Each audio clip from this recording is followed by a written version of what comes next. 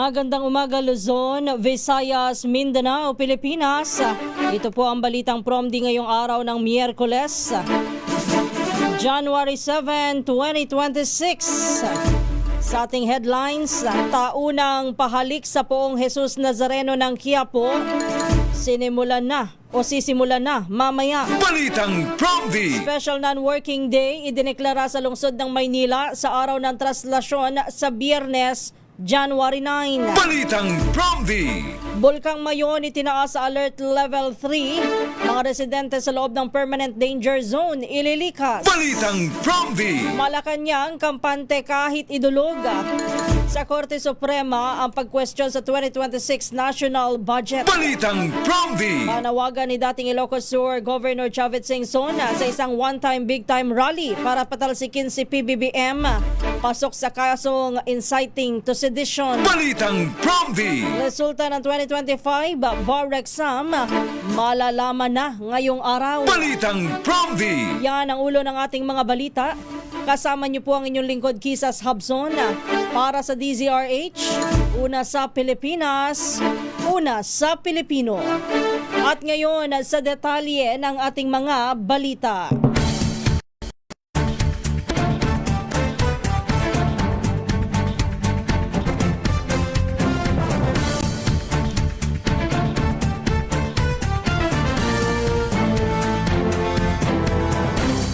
Libo-libong deboto ng Poong Jesus Nazareno ang inaasahang dadagsa sa tradisyonal na pahalik sa Quirino Grandstand sa Maynila mamaya. Ayon kay Alex Erasga, Technical Advisor ng Quiapo Church, maaaring magbago ang bilang ng mga dadagsa sa pahalik. Bagaman inaasahan ang dagsa ng libo-libong deboto.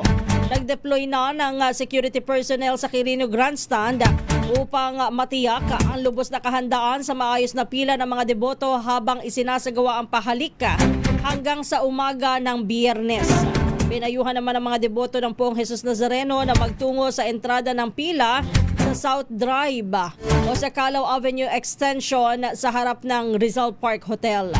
Magsisimula ang pahalik sa Poong Nazareno alas 7 ng gabi mamaya at magtatapos sa umaga ng Biyernes kasunod ng traslasyon.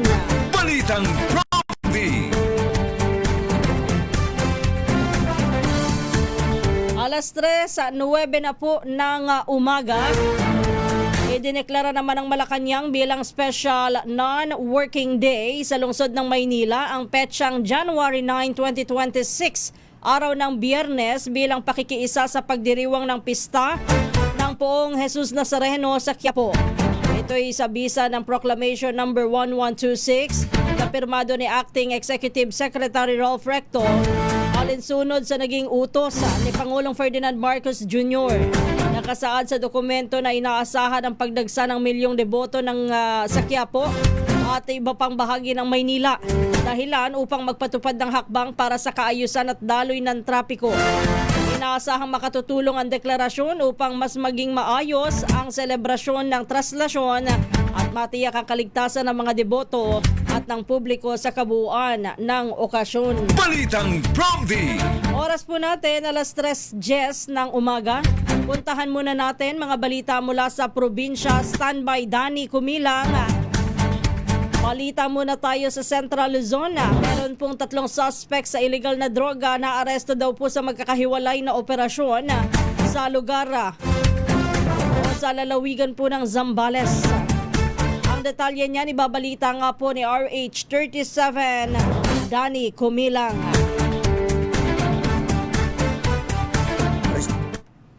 Drug suspect sa kasong illegal na droga sa bayan ng Castillejos at Kalapakuan sa Subic, Zambales. Ang mga nadakip ay isang high-value individual at 2 street-level individual SLI na nakumpiskan ang mga ito ng 10.9 gramo ng shabu na nagkakalaga ito sa kabuuan na 74,120 pesos sa ulat mula kay Colonel Benjamin P. Ariola.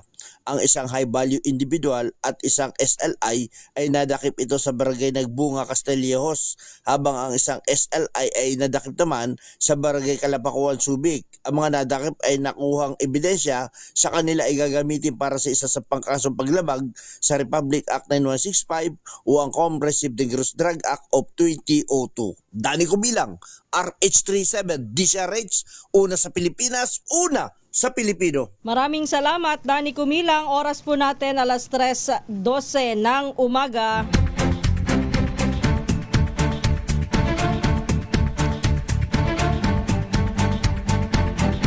May paalala naman ng Manila Police District sa mga deboto ng Poong Jesus Nazareno sa mga dapat at hindi dapat na dalhin sa Traslasyon 2026 na gaganapin sa Biyernes, January 9.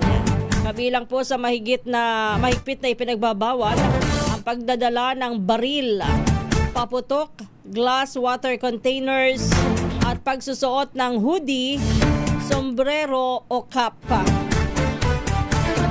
Pinapayuhan din ng mga deboto na iwasan ang magdala ng bag, gadgets, pagsusuot ng alahas at pagsasama sa mga sanggol o bata at maging sa mga senior citizens sa traslasyon.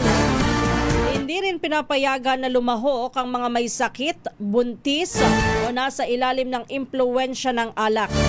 Hinihikayat naman ang mga deboto na magsuot ng komportabling damit, uminom ng maraming tubig at gumamit lamang ng transparent na bag. Balitang Prompty. Nasa Code White Alert ang buong National Capital Region para matiyak po ang todong paghahanda para sa traslasyon. Ayon sa Department of Health Metro Manila Center for Health Development, pangunahing layunin ng Code White Alert na matiyak ang kahandaan ng health personnel, medical equipment at mga pasilidad na kailangan sa pagresponde sa anumang insidente.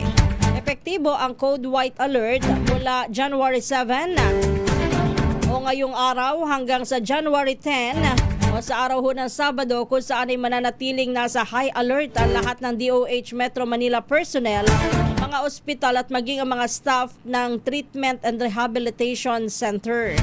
Merong kabuang 20 DOH hospitals sa Metro Manila na naka-standby para magbigay ng agarang emergency response at tumanggap ng mga pasyente sa kasagsagan ng Traslasyon 2026.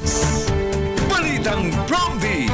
Samantala, puntahan natin si Rex sa Negros Island Region. 2 miyembro po ng umano'y Alpha Omega sa lungsod ng Escalante arestado daw po sa bayan ng DSB sa Negros Occidental.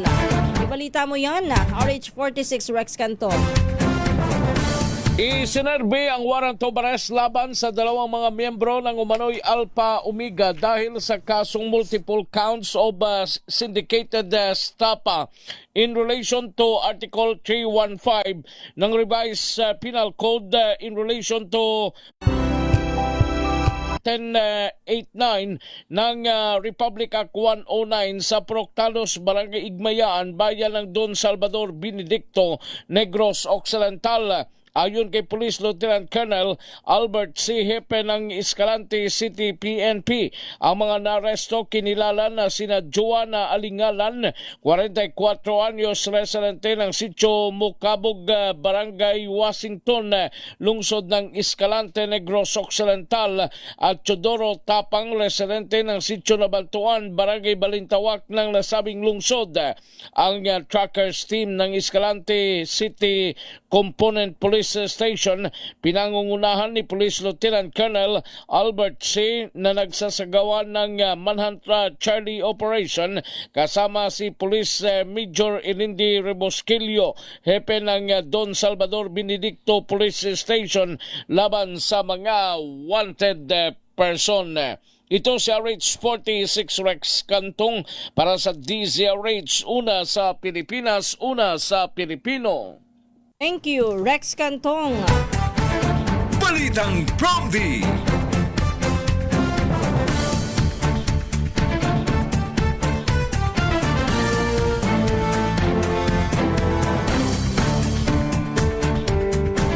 Itaas na sa Alert Level 3 mula sa Alert Level 2 ang Bulkang Mayon sa Albay bunsod na tumitinding pag-aalboroto nito. Ayon sa Philippine Institute of Volcanology and Seismology o PHIVOLCS, ang Alert Level 3 ay nangangahulugan ng mas mataas na posibilidad ng mapanganib na aktibidad tulad ng lava flow, pyroclastic density currents, rockfall events at posibleng pagsabog sa mga susunod na araw o linggo. Sinabi ni PHIVOLCS Director Teresito Bacolcol na ang paglala ng aktibidad ng Mayon ay dulot po ng paulit-ulit na pagguho ng Summit Lava Dome. Mula January 1, naitala po sa 346 ang rockfall events at 4 na volcanic earthquakes. Bukod pa sa may indikasyon rin ng paglalabas nito ng mainit na lava.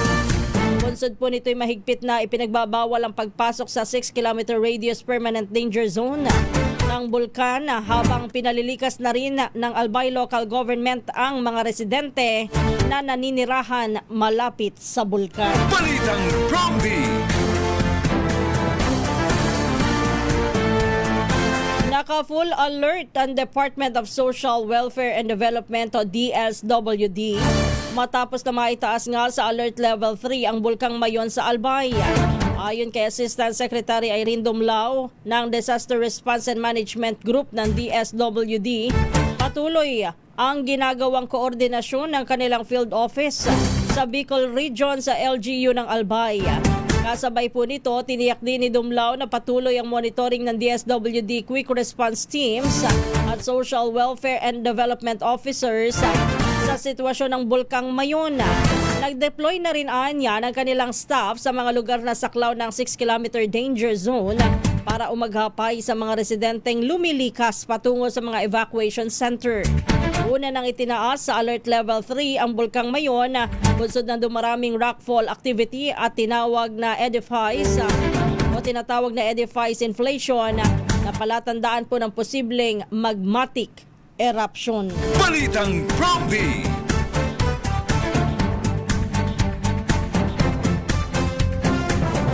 Samantala, dumako muna tayo sa Western Visayas. Isang patay, 2 sugatan sa banggaan ng motorsiklo at pick-up sa New Lucena, Iloilo. Ibalita mo yan, Jocelyn Make ng Action Radio, Iloilo. Patay ang driver ng motorsiklo habang sugatan ng driver ng pick-up at kanyang kasama sa aksidente sa Barangay Dawis, New Lucena. Ayon sa New Lucena Police, mula sa bayan ng Pototan ang driver ng motorsiklo nang mabangga nito ang kasalubong na pick-up na mula naman sa bayan ng Dumangas. Sa investigasyon ng pulisya, hindi alam ng driver ng pick-up na may crossing sa lugar dahil dayo lang siya sa lalawigan ng Iloilo. Inamin naman ng hepe na sa Police Lieutenant Cosme Flor Marco Jr. na hindi malalaman na may crossing kung hindi pamilyar sa lugar ang isang motorista. Naka-admit ngayon sa ospital ng driver ng pick-up at ang kanyang kasama. Mula sa Action Radio Iloilo, ito si Jocelyn Make para sa DZRH, una sa Pilipinas, una sa Pilipino. Balitang Promdi. Sa iba pa nating mga balita, nagbuga naman ng mahinang abo ang Bulkang Canlaon sa Negros Island kahapon ng umaga. Batay sa ulat ng PHIVOLCS, nagsimula ang ash emission mula sa Summit Crater bandang alas 5:55 ng umaga. Tumagal po ito hanggang alas 9:25 ng umaga.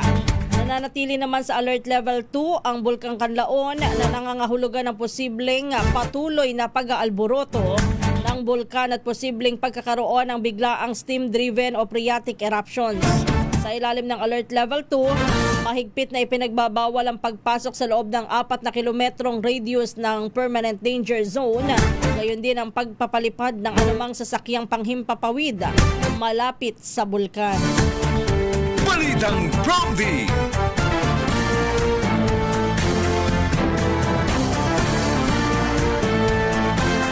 Kumpiyansa naman ng Malacanang na papasa sa legal na pagsusuri ang 6.793 trillion pesos na pambansang budget ngayong taon. Ito'y kahit pa questionin ang legalidad ng budget sa Korte Suprema tulad ng ihahaing petisyon ni House Senior Deputy Minority Leader at Caloocan 2nd District Representative Edgar Erice dahil sa unprogrammed appropriations. Ayon kay Presidential Communications Undersecretary Claire Castro, may karapatan naman ang mga kritiko na dumulog sa korte. Pero tiniyak nito na handa rin ang administrasyon na tumugon at iwala si Pangulong Ferdinand Marcos Jr. na malinis, maayos at para sa taong bayan ang budget. Binigyan din ni Castro na hindi maaaring alisin ang unprogrammed appropriations sa budget dahil para ito sa mga emergency cases at hindi inaasahang gastusin.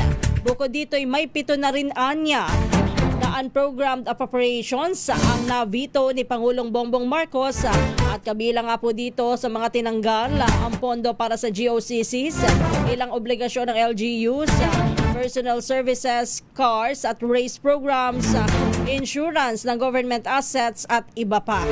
Magugunitang sa 14 na pahinang veto message ni Pangulong Bongbong Marcos, sinabi nito na ibinaba ang unprogrammed appropriations sa pinakamababang antas mula pa noong 2019. Balitang Prompty.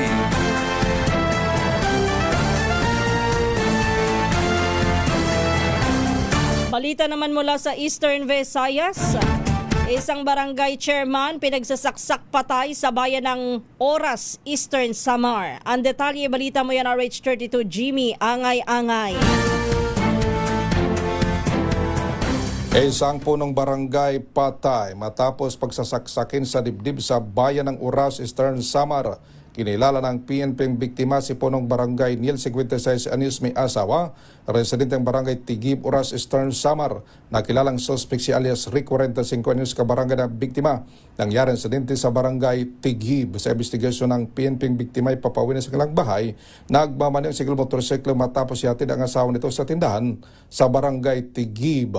Pagdating sa intersection, mga 40 meters ang layo sa kanilang bahay nang salubungin siya at pagsasaksakin ng suspect, tinamaan ang biktima sa iba't ibang bahagi ng katawan. Nakapatakbo pa ang biktima sa kanyang single motorsiklo, tumingin ng tulong at may critical ito na sugat sa dibdib kaya tinakbo sa Oras District Hospital para malapatan ng kakulangang lunas. Subalit, diniklara na dead on arrival. Sa pursuit operation ng kapulisan, agad na-aresto ang suspect sa may mabundok na bahagi na barangay.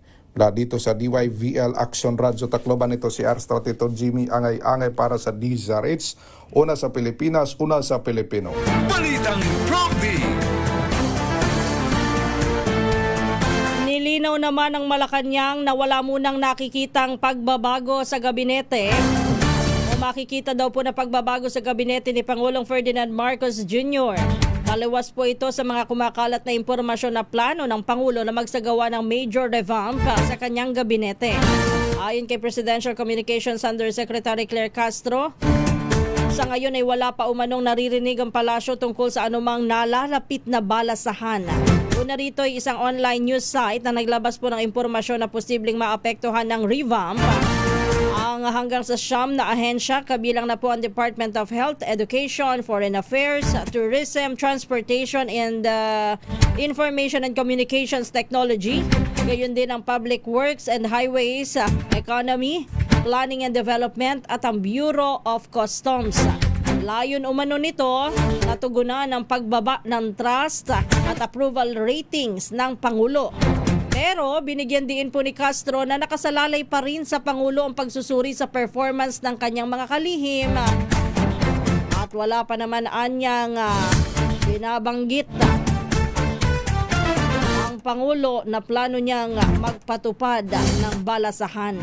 Magugunit ang huling gumalaw ang pwesto ng mga gabinete noong Nobyembre nang tanggapin po ni Pangulong Ferdinand Marcos Jr. ang pagbibitiw ni na dating Executive Secretary Lucas Bersamin at Budget Secretary Amenang Pangandaman kaugnay po ng kontrobersiya sa flood control project. Balitang Prompty. Standby Jane Galit Bantayan.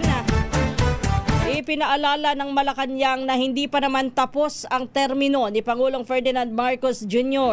Yan po ang sagot ni Presidential Communications Undersecretary Claire Castro matapos questionin ng mga kritiko kung nasaan na ang katuparan ng pangako po ng administrasyon na makukulong ang malalaking isda o big fish sa flood control controversies bago magpasko.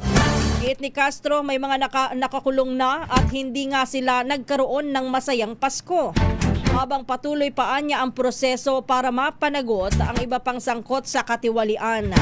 Binabulaanan din ng Malacanang ang alegasyon na propaganda lang ang paghuli sa ilang sangkot sa flood control dahil pawang maliliit na personalidad lamang ang naparusahan. Binanggit nito ang pagpapaaresto o ang pagkakaaresto po kay contractor Sara Diskaya kaugnay ng 96.5 million peso ghost project at ang standing warrant of arrest laban kay dating Congressman Zaldico na umano'y nagtago sa ibang bansa. Samantala, tiniyak po ng Malacanang na magpapatuloy ang investigasyon ng Independent Commission for Infrastructure kahit pa isa na lamang ang natirang commissioner. Balitang Prompty. Alas 3:27 na po ng umaga. Samantala, itinuturing naman ng Malacanang bilang uri ng sedisyon ang panawagan ni dating Ilocos Sur Governor Luis Chavez Singson para sa isang one-time big-time rally upang patalsikin si Pangulong Ferdinand Marcos Jr. Ayon po kay Presidential Communications Undersecretary Claire Castro, bilang isang abogado, ang pag-uudyok sa publiko na pabagsakin ang Pangulo ay maaaring pumasok sa krimeng inciting to sedition. Gayunman, sinabi niyang mahalagang tanong kung may nahikayat nga bang sumunod sa panawagan. Ginit ni Castro na nasa Department of Justice ang kapangyarihan na magsagawa ng investigasyon sa naturang usapin kahit walang formal na reklamo. Samantala, mariing kinundi na naman po ng Armed Forces of the Philippines sa pahayag ni Singson at iginiit ng pamunuan ng AFP na hindi makikilahok ang militar sa partisan politics. Nilinaw po ng sandatahang lakas na mananatili itong tapat sa konstitusyon at sa chain of command at hindi makikisangkot sa anumang panawagang pampolitika laban sa mga halal na opisyal ng pamahalaan. Balitang Prompty.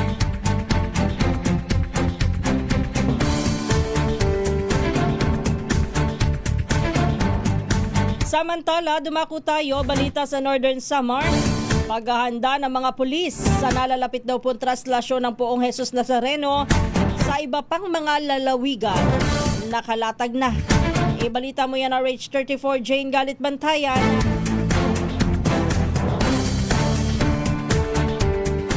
Nakalatag ng paghahanda ng PNP Northern Samar sa nakatakdang traslasyon sa Enero 9. Nagsagawa kahapon ng meeting ang PNP sa panguna ng bagong itinalagang Provincial Director, Police Colonel Orlando Garjula Jr. Inilatag ang mga security preparations na layuning matiyak ang kaligtasan ng mga libuto at sa lahat ng mga dadalo. Katulong dito ang Northern Samar Police Provincial Office Line Units at Force Multiplier sa probinsya. Hinihikayat ng simbahan katoliko ang pagdalo at pagkikisa sa aktibidad ng traslasyon. Sa nasabing araw, magsisimula ang traslasyon sa Katarman Cathedral at pagkatapos ng misa ay tutungo na ito sa lokal na dambana sa Diocesan Shrine sa Barangay Kawayan, Bayan ng Katarman. Mula sa Aksyon Radyo Katarman, RH34 Jane Galit Bantayan ng DCRH. Una sa Pilipinas, una sa Pilipino. Balitang Prompty. Alas 3:30 na po ng umaga. Sinopla naman ng Armed Forces of the Philippines ang akusasyon ni dating Ilocos Sur Governor Chavez Singson na nadudungisan na ng korupsyon ang militar. Ayon po kay AFP spokesperson Colonel Francel Padilla na nanatiling non-partisan ang kasundaluhan na nakasuporta pa sa mga panawagang kontra katiwalian. Sagot po ito ni Padilla sa binanggit ng dating gobernador na nababayaran umano ang ilang high-ranking military officers para sila ay manahimik.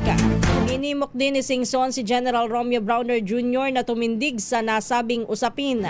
Pero binigyan din ni Padilla na may mga tamang legal na proseso kung saan maaaring idulog ni Singson ang kanyang mga alegasyon. Ngayon din, tiniyak po ng tagapagsalita ng AFP na may umiiral na zero tolerance ang hanay ng kasundaluhan pagdating sa misconduct ng tropa. Babala naman ni Padilla sa publiko mag-ingat po sa mga nagpapanggap na makabayan pero ine-echo naman ang mga interes ng mga dayuhan. Balitang Prompty.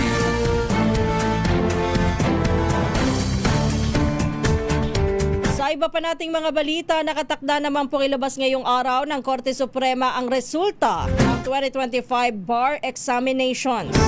Ayon sa Supreme Court, nagbibigay muna ng mensahe si Associate Justice Amy Lazaro Javier na nagsilbing bar chairperson bago opisyal na ilabas ang listahan po ng mga nakapasa sa naturang pagsusulit. Bubuksan ang gate ng Supreme Court alas 10 ng umaga mamaya at maglalagay na rin ng LED screen sa courtyard kung saan ay ipakikita ang mga pangalan ng mga pumasa. Nagpaalala naman po ang Korte Suprema sa mga magtutungo po sa lugar. Dapat daw ho ay sumunod sa tamang pananamit. Maayos hanggang sa paa, kung saan ang pangsamplot. Saplot sa paa, yon. Saplot sa paa ay dapat ho hindi kita ang mga dulo ng daliri. Close shoes dapat. Batay po sa datos ng Korte Suprema, higit 11,400 ang nakakumpleto po ng 3 araw na pagsusulit na isinagawa po ng September 2025. Yan po ang numero na pinakamataas na bilang po ng naitala ng mga kumuha ng pagsusulit sa kasaysayan ng Philippine Bar. Diyan po sa 11,400 na yan, ilan ho kaya ang pumasa? Balitang Prompty. Well, good luck po sa sa ating mga naging bar taker. And advance congratulations na rin sa mga masasama sa listahan. Ayun. Ano ba sabi ko, Virgilio Sakdalan? Saplot sa paa. Pwede naman saplot sa paa. Sapin sa paa. Maraming salamat. Alas 3:33 na po ng umaga, tinanggihan naman po ng pre-trial judges ng International Criminal Court o ICC ang kahilingan po ng kampo ni dating Pangulong Rodrigo Duterte na i-disclose ng ICC ang naging pag-uusap sa pagitan po ng mga medical expert at ng ICC registry sa pagsusuri sa kalusugan ng dating Pangulo at ang kakayahan nitong humarap sa paglilitis. Sa isang 5 pahinang desisyon, sinabi po ng ICC Pre-Trial Chamber 1, sapat na ang impormasyon na hawak ng depensa tungkol sa pakikipag-ugnayan ng ICC Registry sa mga eksperto at sa mga tagubiling ginamit po sa pagbuo ng kanilang mga ulat. Ayon po sa hukom, walang sapat na batayan ang kahilingan po ng depensa na isapubliko pa ang lahat ng komunikasyon sa pagitan ng registry at ng 3 medical expert. Nauna nang hiniling ng abogado ni Duterte na si Nicholas Kaufman na utusan po ang ICC Registry na ilabas ang lahat ng pakikipag-ugnayan nito sa mga naturang eksperto. Samantala, hinimok naman ng prosekusyon at ng counsel ng mga biktima ang ICC na ideklarang fit to stand trial ang dating Pangulo batay po sa isinumiting medical reports.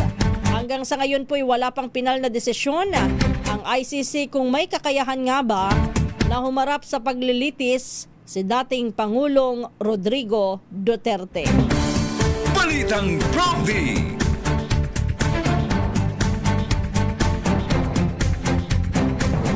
Sinampahan na ng National Police Commission ng kasong administratibo ang dating hepe po ng Philippine National Police Health Service. Kabilang ho sa mga kasong isinampa kay Police Brigadier General Jezebel Imelda Medina ang less grave neglect of duty at conduct unbecoming of a police officer. Ayon po sa NAPOLCOM, hindi isinumite ni Medina ang hinihinging psychiatric and psychological examination report sa isang patrolman ng QCPD na sangkot sa kasong sedisyon. Bukod dito ay madalas din daw ho ba nung makita itong si Medina na nagsusuot ng mga mamahaling sapatos habang nakabihis po ng PNP uniform. Sa ngayon, nagpapatuloy po ang investigasyon at paglilitis sa mga kaso laban kay Medina. Balitang Prompty.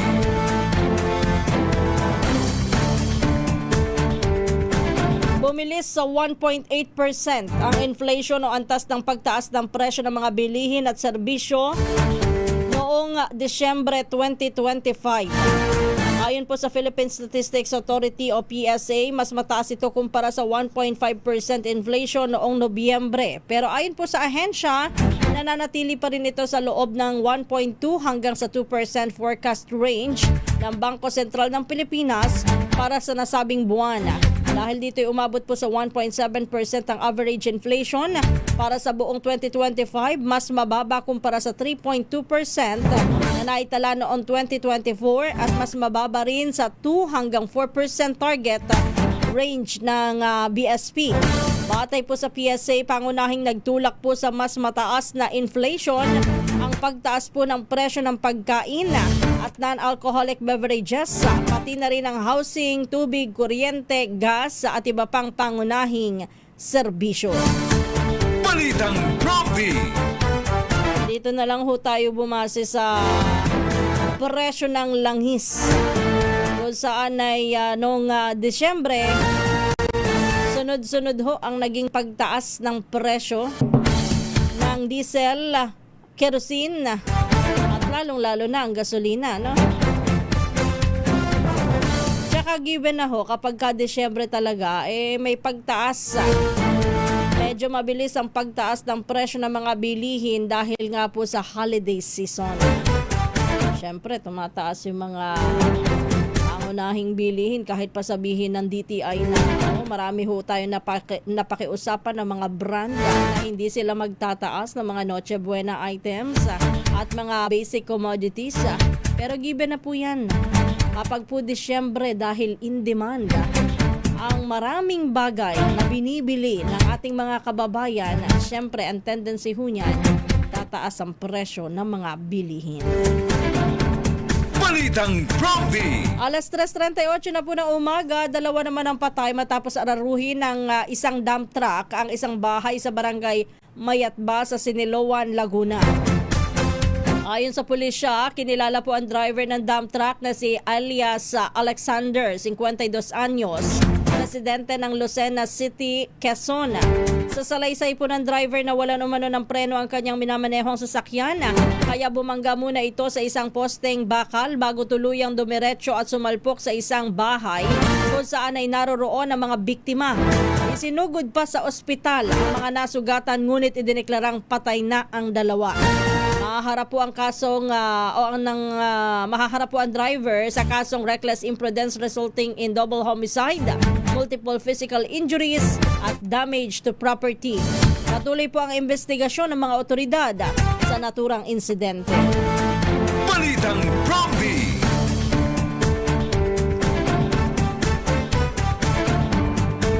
Nakilala na po ang bangkay ng babae na natagpo ang nakasilid sa isang storage box sa Basud, Camarines Sur. Ang biktima ay tumutugon sa pangalan po na Annelies Agocoy. Siya po ay 38 anyos na mula sa barangay Bura sa Catarman, Camiguin. Ayon po kayong Camarines Norte Police, positibo po siyang kinilala ng kanyang kaibigan na unang dumulog sa Basud Municipal Police Station. Idinagdag po ng pulisya na si Agocoy ay kinilala din ng kanyang pinsan. Nakikipag-ugnayan na po ang Basud Municipal Police Station sa Catarman Police para ipaalam din po sa pamilya ang naturang trahedya. Balitang Prompty. 20 minuto bago alas 4 ng umaga. Diyan na po nagtatapos ang ating balitaan dito po sa Balitang Prompty. Tayo ho ay dadako na sa pangalawang bahagi ang ating batian at talakayan. Balitang Prompty.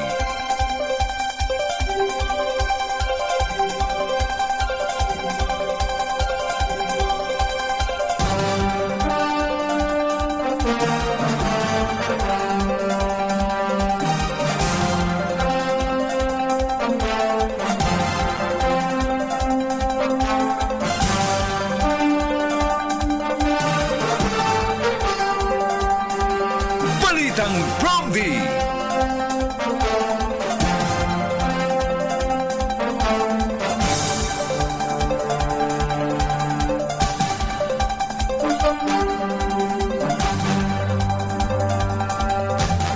Isang magandang umaga po ang ating pagbati sa lahat ng mga nakikinig, nanonood at nakatutok ngayon sa ating programa. Ito nga po ang Balitang PROMD. Kasalukuyan nyo hong nakakasama mula pa kaninang alas 3 ng umaga hanggang mamayang alas 4 ng umaga ang inyong pong lingkod, Kisas Habson. Kumusta na po ang ating mga kababayan sa lahat ng parte ng bansa at ng mundo? Nawa po ay kayo'y nasa mabuting kalagayan ngayon. Maulan pa ho ba sa inyong mga lugar? Kagaya ho kahapon, yung ilan nating mga lugar sa Bicol, maging dyan sa Visayas, inulan at nagdeklara po ng walang pasok. Dahil po sa epekto po ng shear line, may mga lugar din ho na binaha din. And ang lagi lamang po nating panalangin, tayo po yung mag-iingat at maging alerto, Ganon din sa ating mga kababayan dyan sa May Negros, Island Region. Ganon din sa Bicol, sa Negros, yung Bulkang Kanloon. Nagbuga daw po ng abo kahapon. Habang dyan naman sa Bicol, particular po sa Albay, ang Bulkang Mayon naman ay nagpaparamdam at nagbabadya po. Kaya maging alerto at sumunod po tayo sa ating mga otoridad, Lagi din hong mag-monitor, kaugnay po dun sa update, kaugnay po sa aktibidad ng mga bulkan na nakapalibot po sa inyo. Doon umuulan po dito, freezing rain po, ma'am. Saan naman yan, Sir nasa ka nga ba ngayon, Sir Filemon Mamuwad? Nandito ka ba sa Pilipinas ngayon? Ayan yung ating mga kababayan muli dito sa pista ng Poong Jesus Nazareno sa Quiapo. Isama po natin sa panalangin ang kaligtasan ng ating mga kababayan dyan sa mga malalapit sa bulkan na nagpaparamdam. Lalong-lalo na ho yung mga magsisipag-participate doon sa pahalik, magsisimula na po mamaya yung pahalik ng Poong Jesus Nazareno sa Quiapo. Yan po idadalhin ho sa Quirino Grandstand. Maaari nga po baka nandoon na yun yung poon at inihahanda na para sa pahalik na magsisimula alas 7 ng gabi mamaya. And for sure, ngayong araw na ito, magiging mahaba na ang pila. Baka umaga o hapon pa lamang, may pila na ho dyan sa may area ho ng pahalik. Ang atin lang hong paalala sa ating mga kababayan na magpupunta doon. Lalo na po yung mga matatanda. Usually naman yan, merong pila para sa senior, merong pila para sa kumbaga ay mga regular na edad, Pero ang atin lang po, kung ano man po ang inyong edad, lagi pong huwag kakalimutan sa haba ho ng pila ang pagdadala ho ng tubig. Siguro do sa na lang, transparent na lalagyanan ho ng tubig para po walang question. Kasi ho kapag po sa mga yung may dikulay, baka po ma-question. Although wala naman po sa sinasabi pa. Ang alam ko sa translasyon na mismo yung bawal yung mga hindi transparent na lalagyanan. Pero para maging maging sigurado, doon na lang ho kayo magdala ho kayo ng tubig sa mga transparent na container. Ganon din ho yung bag, yung sigurado ho makikita kahit papaano kung ano yung nilalaman. Kung mahaba po ang pila, magbaon na rin ho ng mga biskwit, tinapay para hindi po kayo magutom. Yung payong, huwag kakalimutan o sombrero para ho umulan, umaraw, at least may pananggalang ho kayo sa kung anuman ang magiging panahon ngayong araw. Hanggang bukas at hanggang sa araw po ng traslasyon. Kung talaga naman hong hindi na rin naman kaya at mahina na sina lolo, lola, masakit ang tuhod o kaya naman may matinding sakit, mahina ang resistensya, mas makabubuti po na huwag nang pumunta. Yan ho ay maiintindihan naman po ng Poong Jesus Nazareno. At hindi naman po nasusukat ang lahat sa pagpunta lamang dyan sa Quiapo o kaya sa Quirino Grandstand para sa pahalik. Dahil ho, ang pagpapanalangin, pananampalataya, kahit nasa ang lugar man tayo, yan po ay may bisa. Although sabi nga po natin, marami po din sa ating mga deboto ang naniniwala din kasi na kapag po pinupuntahan, dinadalaw po ang Poong Jesus Nazareno at kapag ganitong pista, ang paniniwala po ng mga Katoliko, mas malakas po ang bisa ng panalangin kung pupuntahan mo ang Poong Jesus Nazareno. Yun ang kanilang paniniwala. Kaya talagang pinupuntahan. Yung iba naman naging panata na ho talaga. Pero just the same, ingat po tayo at sumunod po sa lahat ng alituntunin. Yung mga bata ho, wag nang dalhin ha. Sabi ko nga ho, kung yung mga matatanda may sakit at mahina ang resistensya, huwag na rin ho ha. Pero sana maging maayos ang lahat-lahat simula mamayang gabihan. At saka yung mga magdala na rin ho kayo ng sisidlan ng basura ninyo. Para naman ho kapag pumunta kayo at halimbawa meron kayong plastic na inuminan ng tubig na kailangang itapon o kaya balat ho ng inyong mga tinapay o ng inyong chichirya, meron po kayong pagtatapunan. Huwag pong bastang pakalat-kalat. Tumulong din ho tayo sa lungsod ng Maynila, sa ating mga tagapaglinis na mapanatiling malinis ho ang lungsod ng Maynila hanggang sa pagtatapos ng kapistahan. Yan naman din ho ay taunan na nagiging problema. No? Kung ilang basura ho ang nahahako tuwing pista ng Poong Jesus Nazareno. Kung talaga po tayo'y good follower, ika nga, faithful disciple, mas makabubuti ho na gawin po natin yung tama. Maging good example po tayo sa simpleng hindi pagkakalat.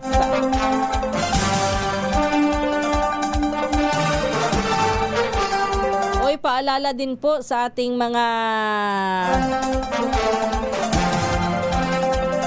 residente ng Maynila at yung mga pupunta po dyan ha. Kapag po ganitong traslasyon, yung mismong daraanan ng traslasyon ng Poong Jesus Nazareno, ho yan posibleng mawalan ho ng signal lalo na kapag malapit na ang andas sa inyong mga pwesto. Nawawala ho talaga ang signal pero bumabalik din naman.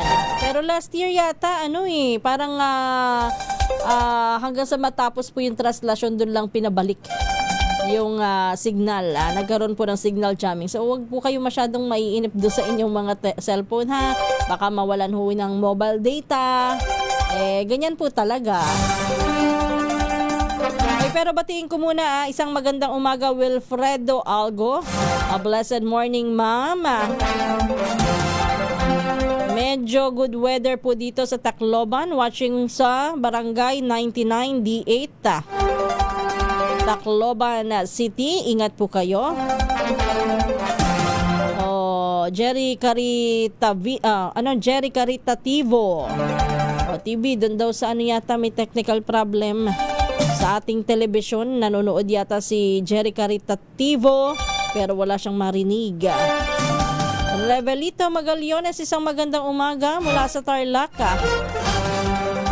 Kay Becky Villanueva Tesuca, good morning sa iyo. Ted Nevia mula sa Brooks Point, Palawan. O yan nga, dyan sa may Brooks Point, Palawan, umuulan-ulan. Yan siguro ay dulot na rin nung bukod sa shearline, bukod sa amihan. Meron kasing isang parang yung parang LPA ba yun? O parang namumuong LPA pa lang. Dyan sa may bahagi po ninyo. Sa mga bandang baba. Bandang Suluhu yata yun good morning din po. At binabati natin si Lando Abaw mula dyan sa Caloocan City. Carmelo Limosnero mula sa San Francisco, Agusan del Sur. Oy, pasensya na po ha, hindi po muna tayo magbibigay ng mga tips today. Binasadahan ko lang ho yung mga do's and don'ts dito sa traslasyon since mamaya pong gabi ay magsisimula na nga ho ang pahalik. Yung iba ho ang ginagawa, nagdadala ho ng mga panyolito para yun po ang ikinukuskus dun sa poon. Bakit nga daw po ba ginagawa yung ganyan, sabi nung iba? Naniniwala nga po na nakagagaling o suwerte o sabihin na natin ho na nagbibigay po ng magaang kalooban, kabuhayan kapag po nagpupunta po dyan yung iba nating mga kababayan na deboto. Doon sa mga ibang relihiyon, siguro ganito na lang. Irespeto na lang po natin ang paniniwala ng bawat isang relihiyon. Brian Agamanos, good morning po and sabi dito, morning Ma'am Kisses, mabuhay po ang mga nabubuhay sa buwis. Grabe ka naman, ano naman gusto mong palabasin ha? Buwis buhay po sila. Brian Agamanos, ang dami mong alam ha.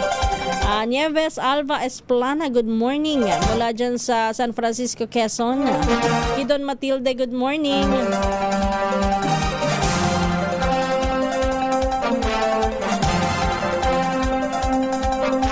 Maring Mika Salarsa, bukas na ako magbibigay ng tip ha. Good morning sa'yo. Salvacion Escobar, good morning din. MM Ginto, isang magandang umaga. Mula dyan sa Molino Bacoor, nakikinig po sa atin. Levi Verdeflor. At ganoon din po pagbati natin, isang magandang umaga. Iboy Flores. Rick Jimenez mula sa saan? Sa Bicol. O yun, marahay na aga po sa Indogabos. Kay Iboy Flores, nakikinig po sa atin. Kay Willie Sumag-oy mula sa Antique, good morning. Evelyn Lingatog Tined. Binabati rin po natin si Randy Martin at ang kanyang anak na nagdiriwang ng birthday. Today ba ito? Si Daryl Martin. Happy birthday sa iyo, Daryl Martin. At binabati ka ng iyong ano ba tawag? Papa, Daddy, Itay, Tatay, Amang, Ama po. Kahit na ano pa man ang iyong tawag sa iyong daddy yan ha. Yan po ang pagbati niya. Ayan ay nangangahulugan na hindi niya nalimutan ang iyong birthday at mahal ka niya. Nestor Vargas, good morning mula sa Taguig. And magandang umaga din po ang ating pagbati kay yun nga, si Renato Abad dyan sa BF Warsaw, Paranaque. Hindi daw po kompleto ang umaga niya kapag di siya nakakapag-livestream sa YouTube bago pumasok sa work. Ingat ka sa pagpasok sa trabaho, ha? At magkape-kape ka na rin habang naghihintay sa iyong pagpasok sa trabaho. Happy birthday din kay Baltasar Bernabe. Today, January 7. Juanito Villanueva. Good morning, lalong-lalo na sa Mustang Brotherhood Club. Wow. Sa Bayanan, Muntinlupa City. Sa mga taga Mabalacat, Pampanga, good morning po kay Arnel Gantana. Uy, sa isang araw ho ay traslasyon na ng Poong Jesus Nazareno. Naulit ko lamang, yung mga sasampa sa andas. Ingat ho tayong lahat. Okay na ho yung isa kapag ka po kayo ay nakasampa.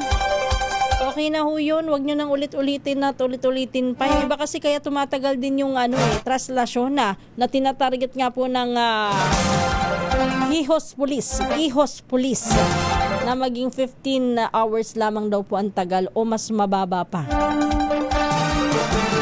ang oras ng pagbabiyahe ng andas ng Poong Jesus Nazareno mula sa Quirino Grandstand hanggang sa Quiapo ng 15 oras pababa. Ang sabi po nila ay magbabantay po ang Ihos Police. Ingat po tayong lahat at sabi ko nga po kanina, yung mga grupo-grupo, yung mga deboto ho natin, yan naman po kumbagay tradisyon na talagang may sumasampa, humahawak sa andas, sa pinakamaganda ho kapag po kayo nakasampa na, okay na yun, baba agad at kumbaga magbigay naman po kayo ng panahon ng pagkakataon sa iba. Yung iba ho kasi ako ho nakapag-cover na ilang beses na rin dyan sa traslasyon na yan. Yung iba, nagkikwento po talaga sila, nagmamalaki na, ako ho nakatatlo. 3 beses ho akong bumalik sa taas. Yung iba, naintindihan natin, muling bumabalik dun sa may lubid. Dun sa alon, daluyong ng mga namamanata. Dahil ho sa meron silang mga grupo-grupo, tinutulungan nila yung kanilang grupo para sa para makasampa. Kaya yung iba po sumasampa din. Pero kung yan ay for trip-trip lang, hindi na po yan pananampalataya. Pero yung iba naman sinasabi kasi sarap daw po talaga ng pakiramdam nila.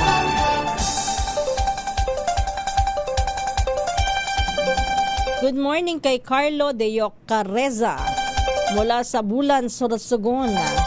Binabati rin po natin ang isang magandang umaga si Alberto Perez mula sa Parañaque. June Oliveros, good morning sa San Jose del Monte, Bulacan. Efren Lorenzo, good morning. Ganon din kay Bentong. Long time no see and no hear. Dahil sa'yo. Ikaw ang may kasalanan, Bentong, hindi ako. Lagi ako nandito, ikaw wala. Lagi ka ding puyat at mahirap humiwalay sa... lagi kasing puyat at mahirap humiwalay sa papag. Sabi niya, ayun, nakakatulog ka pala, kaya pala long time no see, no hear good morning din po pagbati natin, isang magandang umaga kay Glenn Penulyar. Shout out din po sa mga taga-Aray at Pampanga din. Good morning daw po sa inyo. Kanina nabati ko na po si Virgilio Sakdalan. Good morning. Lani Rehuso, isang magandang umaga mula sa Kidapawan.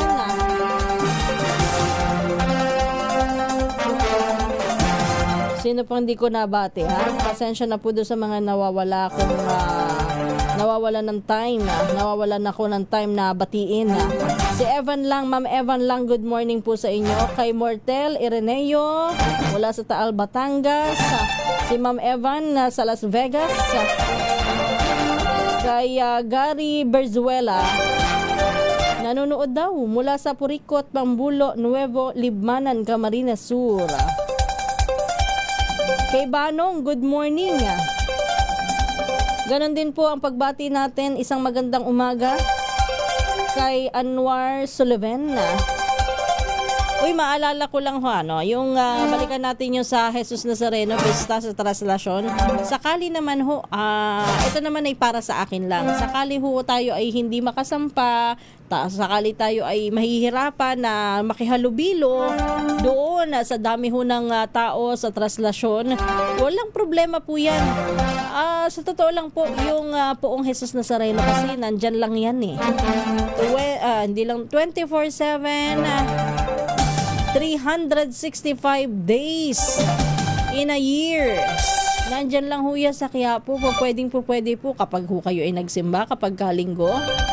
Sumilip kayo, mas maiksi ang pila, makakalapit kayo kahit gaano pa. Hindi, wag naman masyadong matagal kasi may pila din doon. Pero makakapagtagal po kayo na mahahawakan nyo yung poon. Nandun sa may gilid. Pwede. Ayaw ko ngayon kung nasa gilid pa, nasa likod. Pwede nyo hong hawakan. Bakit do sa mismong araw lang ng traslasyon, di ba? Pwede yan, kahit linggo-linggo, araw-araw puntahan nyo dyan bago kayo pumasok sa trabaho. Rogelio Bruno, good morning, Tata Roger. Kumusta na mula dyan sa San Mateo, Rizal? malamig pa ba ang panahon? Uy, ma'am, bukas na po wala tayo magkamustahan na. Bukas pagpapatuloy natin yung mga huntahan natin na lalo-lalo na sa issue ng traslasyon na yung mga updates. Bukas po yan.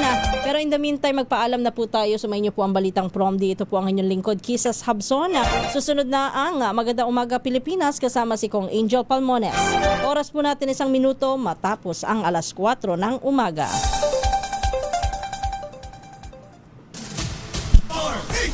Number 1.